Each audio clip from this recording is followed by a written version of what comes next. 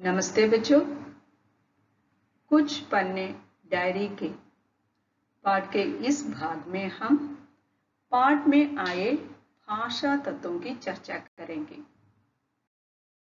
भाषा से बच्चों, ये चित्र जरा ध्यान से देखिए। कार्टून जैसे दिख रहे ये चिन्ह अपने बारे में क्या कहते हैं? ये कहते हैं हम विराम चिन्ह है। अपना परिचय ये चिन्ह कैसे देते हैं? हम विराम चिन्ह है। विराम चिन्ह का मतलब है पंक्चुएशन मार्क्स। ये चिन्ह कौन से चिन्ह है? विराम चिन्ह या पंक्चुएशन मार्क्स है। देखो, ये अकेले अकेले खड़े होकर अकेला अपना परिचय देता है। यहाँ जो चिन्ह है वो कौन सा चिन्ह है? वो कहता है मैं पूर्ण विराम हूँ। ये हिंदी में पूर्ण विराम ऐसे ही डालते हैं। पूर्ण विराम फुल स्टॉप के वो कहता है मैं पूर्ण विराम हूँ। अगला चिन्ह देखिए। ये चिन्ह अपने बारे में क्या कहता है? मैं प्रश्न चिन्ह हूँ। प्रश्न चिन्ह यानी क्वेश्चन मार्क। अगला ये चिन्ह देखो, मैं विस्मय सूचक चिन्ह हूँ। यह है विस्मय सूचक चिन्ह या एक्सक्लेमेशन मार्क। अगला है मैं अल्प विराम हूँ। अल्प विराम का अर्थ क्या है? कॉमा के अल्प विराम हूँ।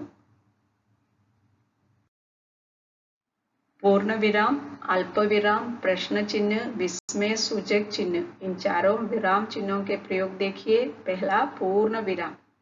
पूर्ण विराम पीरियड और फुल स्टॉप वाक्य पूर्ण होने पर लगाया जाता है। पूर्ण विराम कब लगाया जाता है? एक वाक्य पूर्ण होने पर लगाया जाता है। जैसे मैं बाजार गया था। उदाहरण वाक्य है मैं बाजार गया था। इस वाक्य के पूर्ण होने पर कौन सा चिन्ह डाला गया है? पूर्ण विराम। यह है हिंदी का पूर्ण विराम। हिंदी में पूर्ण विराम ऐसे ही डालते हैं।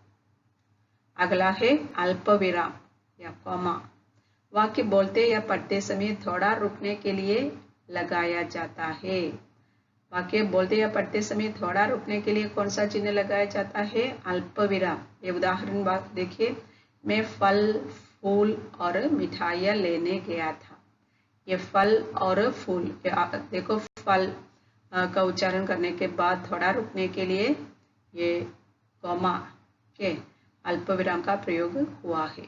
मैं फल, फूल और मिठाइयाँ लेने गया था। यहाँ क्या है? प्रश्न चिन्ह। प्रश्न सूचक वाक्य के अंत में लगाया जाता है। जैसे तुम कहाँ गए थे। यह वाक्य एक प्रश्न सूचक वाक्य है। इसके अंत में कौन सा चिन्ह डाला गया है? प्रश्न चिन्ह डाला गया है। तुम कहाँ गए थे। अगला है विस्मय सूचक। वाक्यों में खुशी, दुख, आश्चर्य, घृणा आदि के भावों को प्रकट करने वाले शब्दों के साथ। कौन से शब्दों के साथ? खुशी, दुख, आश्चर्य, घृणा आदि भावों को प्रकट करने वाले शब्दों के प्रयोग होते हैं।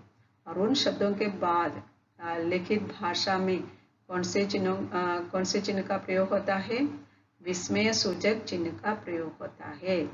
जैसे वाह कितनी अच्छी खुशबू है। ये खुशी का देखो, इस वाक्य में कौन सा भाव व्यक्त होता है? खुशी का भाव व्यक्त होता है। और ये वाह शब्द खुशी भाव को प्रकट करने वाला शब्द है ना। और इसके बाद कौन सा चिन्ह डाला गया है? विस्मय सूचक चिन्ह। इस प्रकार खुशी, दुख, आश्चर्य, घृणा आदि भावों को प्रकट करने वाले शब्दों के बाद ये विस्मय सूचक चिन्ह डाला जाता है, लगाया जाता है। भाषा में भाव एवं अर्थ पूर्ण रूप से स्पष्ट करने के लिए कौन सा चिन्ह लगाया जाता है? अर्थ पूर्ण रूप से स्पष्ट करने के लिए लगाए गए चिन्ह विराम चिन्ह कहलाते हैं। Can say punctuation marks are symbols that are used in sentences and phrases to make the meaning clearer. Okay, that's very important. This viram chinna या punctuation marks are used to make the meaning clearer, okay, in a language. While writing, we use these punctuation marks to make the meaning clearer. Okay.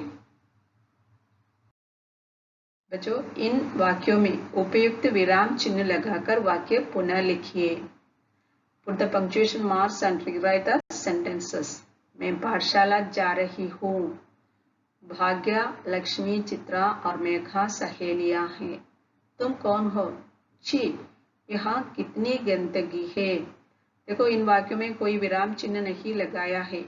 आपको क्या करना है, इन वाक्यों में सही विराम चिन्ह का प्रयोग करके वाक्यों को इस जगह पे दोबारा या पुनः लिखना चाहिए। ठीक है।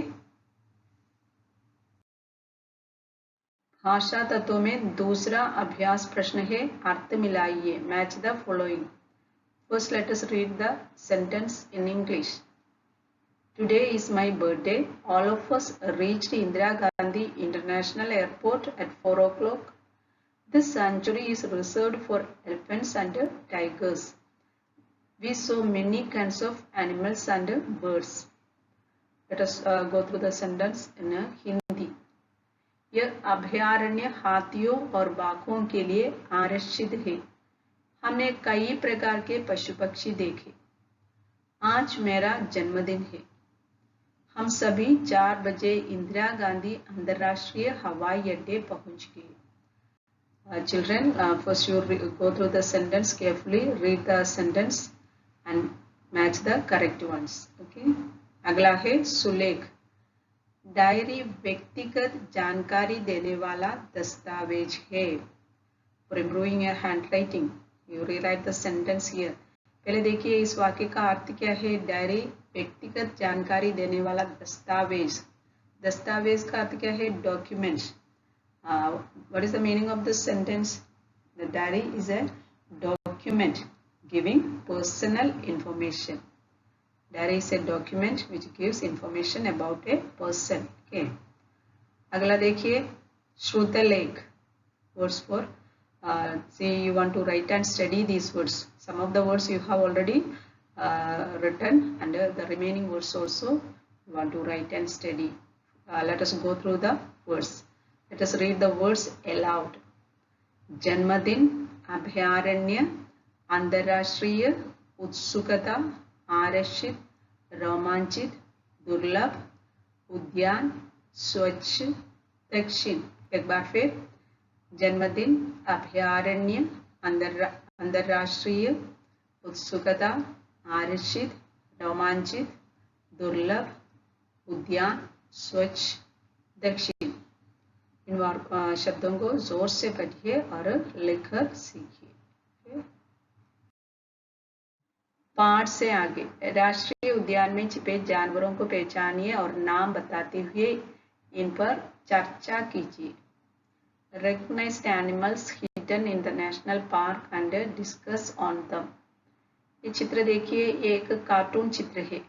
ये नेशनल पार्क का जो कार्टून चित्र दिया है यहाँ, और इसमें कई जानवर छिपे हुए हैं। आपको क्या करना है, इन जानवरों को पहचान कर इनके नाम लिखना है और इनके बारे में चर्चा भी करने को कहा गया है। तो अपने अपने घर पे बैठा है इसलिए चर्चा नहीं कर पा रहे हैं, तो क्या कर सकते हैं, इनके नाम लिखकर इनमें से किसी एक जानवर के बारे में 5 से 10 वाक्य तक लिख सकते हैं। कितने वाक्य? 5 से 10 वाक्य तक लिख सकते हैं इनमें से किसी एक जानवर के बारे में। अगला देखिए, अगर आप डायरी लिखते तो किसी छुट्टी के एक दिन का पन्ना कैसा होता? लिखिए और कक्षा में पढ़कर सुनाइए। Maintain your diary and discuss about it in the class. देखिए यहाँ क्या कहा गया है, छुट्टी के एक दिन का पन्ना। देखो डायरी, छुट्टी के एक दिन की डायरी लिखने को कहा गया है। आप सब कोशिश कीजिए अपने छुट्टी के एक दिन की डायरी लिखने के लिए। आप सब कोशिश कीजिए